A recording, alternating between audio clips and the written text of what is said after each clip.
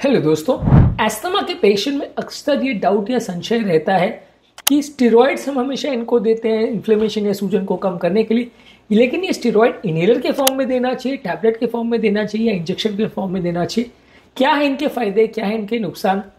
कब कौन सा रूट को प्रेफर करते हैं, अलग अलग रूट्स के क्या फायदे और नुकसान है और किन सिनेरियोज में किस तरह की थेरेपी को हम पसंद करते हैं, इसकी क्या विशेषता है, कारण है, ये सारी चीज़ों पर आज हम बात करेंगे। टॉपिक पर जाने से पहले जो लोग हमारे चैनल पर नए हैं उन्हें रिक्वेस्ट करूँगा कि चैनल को सब्सक्राइब करें, वीडियोस को लाइक करें, शेयर करें, फॉलो करें, कमेंट करें, पूरा देखें।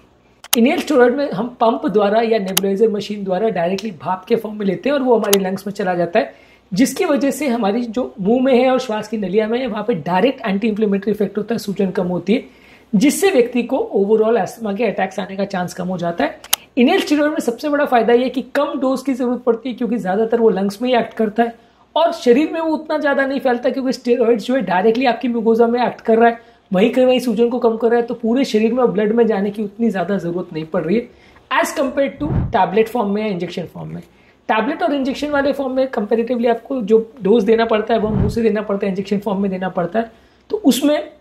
ज़्यादा डोज लगता है, पूरे शरीर में जाता है और लंग्स में साथ में इफेक्ट करता है, तो काफ़ी ज़्यादा डोज देना पड़ता है। लेकिन हाँ, उसमें इफेक्ट कंपेरेटिवली ज़्यादा अच्छा और ज़्यादा श्योर शॉट होता है जब हम इंजेक्शन या टैबलेट के फॉर्म में देते हैं। इनहेलर वाले केस में असर बहुत जल्दी हो जाता है, लेकिन कंपेरेटिवली जो है उतना ज़्यादा स्ट्रॉन्ग इफेक्ट नहीं होता, क्योंकि स्टेरॉइड्स का डोजेज कंपेरेटिवली जो बॉडी में जाता है, जितने तरीके से वो असर करता है वो कंपेरेटिवली कम होता है। वो सिर्फ लोकली जितना इन्फ्लेमेशन म्यूकोजा में होता है वहाँ पे ज़्यादा असर करता है, पूरे शरीर के इम्यून प्रोसेस को उतना ज़्यादा इफेक्ट नहीं करता, जो कि टैबलेट और इंजेक्शन फॉर्म में ज़्यादा देखने को मिलता है। यही कारण है कि जब व्यक्ति को माइनर अटैक आता है या माइनर प्रॉब्लम्स होती है तब वहाँ इनहेलर्स या नेबुलाइजर्स का प्रयोग करते हैं। रूटीन केस में या लॉन्ग टर्म जब थेरेपी देना हो, जब कई महीनों तक सालों तक थेरेपी देना हो, तो आपको पता है कि इंजेक्शन और टैबलेट आप देंगे तो साइड इफेक्ट्स पेशेंट को ज़्यादा होंगे, पेशेंट को लॉन्ग टर्म प्रॉब्लम ज़्यादा होगी, तो वहाँ पे आप इनहेलर्स को प्रेफर करते हो, क्योंकि ये लंबे समय तक दिया जा सकता है और आराम से पेशेंट इसको यूज कर सकता है। इसको लॉन्ग टर्म थेरेपी ले में पेशेंट को इतना ज्यादा दिक्कत नहीं है। अगर फर्स्ट लाइन थेरेपी के फॉर्म में इनहेलर्स को यूज किया जाता है, जब पेशेंट पहली बार एस्थमा का अटैक लेके आता है तो पहले आप इनहेलर्स को ही ट्राई करते हो, उससे इफेक्ट नहीं मिले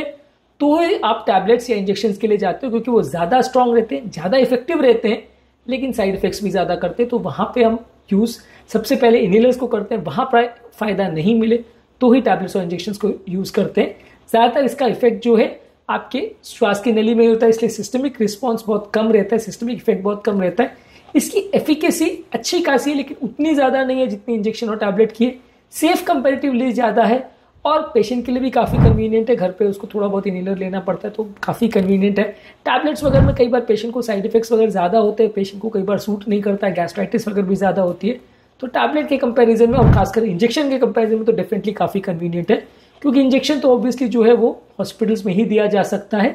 टैबलेट्स का ये है कि आपको बाकी टैबलेट्स की तरह उसको लेना है, तो उसमें कोई पेशेंट को उतना इनकन्वीनियंट तो नहीं है, लेकिन सबसे ज़्यादा कन्वीनियंट पेशेंट को इनहेलर्स पड़ता है, क्योंकि उसमें पेशेंट को कोई बहुत ज़्यादा अंदर प्रॉब्लम्स नहीं आती है और गैस्ट्राइटिस या इस तरह के साइड इफेक्ट्स नहीं होते, मुंह में कोई टेस्ट वेस्ट नहीं आता, तो इतना दिक्कत नहीं आती पेशेंट को। इसमें भी लेकिन कुछ इंपॉर्टेंट इशूज़ है कि जब इनहेल स्टेरॉइड्स हम लेते हैं तो कई बार पेशेंट की टेक्निक प्रॉपर नहीं होने की वजह से ड्रग डिलीवरी उतनी अच्छी नहीं हो पाती। काफ़ी ज़्यादा पार्टिकल्स जो है अगर वो इनहेलर्स प्रॉपरली नहीं यूज़ करता है तो मुंह में चिपक जाते हैं या श्वास की नली में चिपक जाते हैं, जो अंदर तक लंग्स तक पहुंच ही नहीं पाते, जिसकी वजह से इफेक्ट नहीं हो पाता। जबकि टैबलेट्स और इंजेक्शंस में दोनों ये इश्यूज नहीं आता। टैबलेट्स तो ऑब्वियसली पेट में डायरेक्टली जाके अब्जॉर्ब होगा, उसमें लेने में गलती होने का सवाल पैदा नहीं होता। इंजेक्शन ऑब्वियसली डॉक्टर दे रहे हैं तो वहाँ पर भी गलती होने का सवाल उतना ज़्यादा नहीं है, तो इसलिए ये दोनों रूट्स में उतना गलती होने का चांस नहीं है। जबकि इनहेलर्स में गलती होने का चांस, प्रॉपर टेक्निक ना हो तो चांस ज़्यादा है। इसके अलावा इनहेलर्स को बार बार यूज़ करने से मुंह में फंगस का इन्फेक्शन होना या होर्सनेस ऑफ वॉइस यानी वॉइस का चेंज होना, ये ज़्यादा होने का चांस है।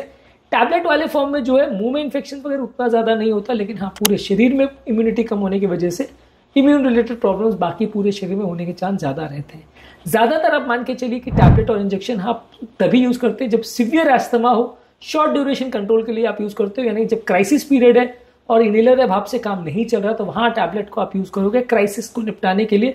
शॉर्ट ड्यूरेशन में पेशेंट की कंडीशन को ठीक करने के लिए, ताकि बाद में आप वापस इनहेलर्स पर जा सको। इसका रैपिड इफेक्ट होता है, खासकर इंजेक्शन का बहुत जल्दी इफेक्ट होता है और बहुत ज़्यादा स्ट्रॉन्ग होता है, क्योंकि पूरे शरीर की इम्यूनिटी को ये डायरेक्टली इफेक्ट करता है, तो ज़्यादा इसका अच्छा बेनिफिशियल इफेक्ट मिलता है। तो क्राइसिस पीरियड के लिए इंजेक्शन या टैबलेट्स का प्रयोग करना है चाहे रेगुलर पेशेंट है, जहाँ माइल्ड एस्थमा को आपको मैनेज करना है, तो वहाँ पे इतना ज़्यादा दिक्कत नहीं आएगा। जहाँ तक टैबलेट्स का सवाल है, जो सिस्टमिक साइड इफेक्ट्स जिसके लिए हम ज़्यादा चिंता करते हैं वो ज़्यादातर weight gain, mood changes, osteoporosis यानी हड्डियों का कमज़ोर होना, पूरे शरीर में इन्फेक्शन होने के चांस ज़्यादा होना, और कई और तरह के छोटे मोटे प्रॉब्लम, गैस्ट्राइटिस वगैरह या इस तरह की चीज़ें भी ज़्यादा स्टेरॉइड से होती है। ये सारी चीज़ें जो है स्टेरॉइड्स आप ज़्यादा लंबे समय तक लोगे तो ज़्यादा प्रॉब्लम होगी, ज़्यादा डोज में लोगे, ज़्यादा बार लोगे तो ज़्यादा प्रॉब्लम होगी।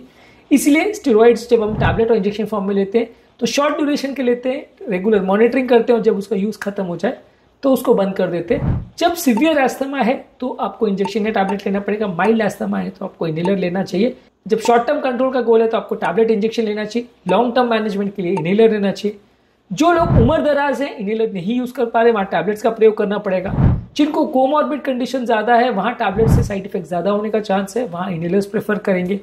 जिनका रिस्पॉन्स टू मेडिसिन इनहेलर से नहीं आ रहा है, वहां टैबलेट्स और इंजेक्शन देना पड़ेगा। जिनको साइड इफेक्ट ज्यादा आ रहे हैं, वहां इनहेलर्स को प्रेफर करेंगे, टैबलेट्स इंजेक्शन को नहीं करेंगे। तो हर पर्टिकुलर व्यक्ति में क्या इफेक्ट और क्या साइड इफेक्ट्स आ रहे हैं, क्या उसकी ओवरऑल स्टेटस है, क्या एज है, क्या कोमॉर्बिड कंडीशंस है, क्या साइड इफेक्ट्स और इफेक्ट्स का प्रोफाइल है, कितनी ज्यादा डोज में दवा की जरूरत है, ये सारी चीजें डिसाइड करती हैं उसको स्टेरॉइड जो है वो इनहेलर के फॉर्म में देना है, टैबलेट के फॉर्म में देना है, या इंजेक्शन के फॉर्म में देना है। ऑब्वियसली इंजेक्शन सिर्फ और सिर्फ इमरजेंसी में 2-4 दिन के लिए ही दिया जाता है। टैबलेट को आप कुछ दिन कंटिन्यू कर सकते हो, इनहेलर को आप कई महीने या सालों भी कंटिन्यू कर सकते हो। ये कंसिडरेशन दिमाग में होने चाहिए। आज के टॉपिक में हमने बात करी एस्थमा के पेशेंट्स में